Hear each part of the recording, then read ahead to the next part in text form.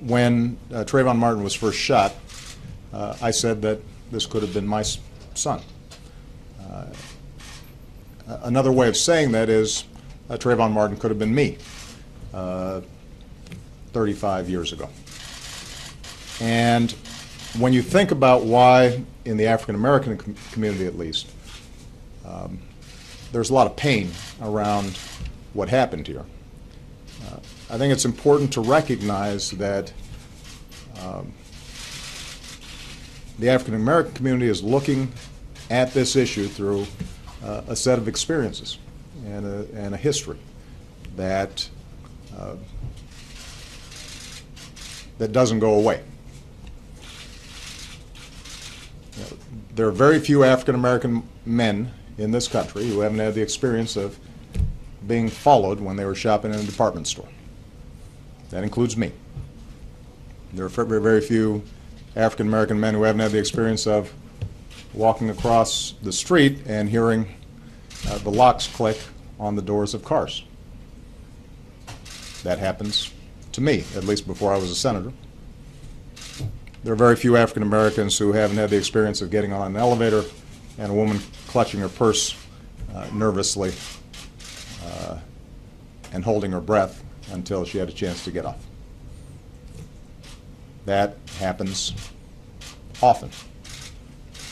And I don't want to exaggerate this, but those sets of experiences inform how the African American community interprets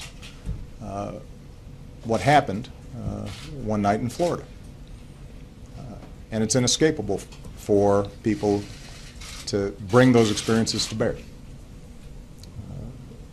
The African American community is also knowledgeable that there is a history of racial disparities in the application of our criminal laws.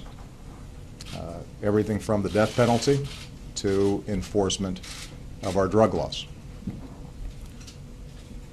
And that ends up having an impact in terms of how people interpret the case. Now, this isn't to say that the African American community is naive about the fact that African American young men are disproportionately involved in the criminal justice system, that they're disproportionately both victims and perpetrators of violence.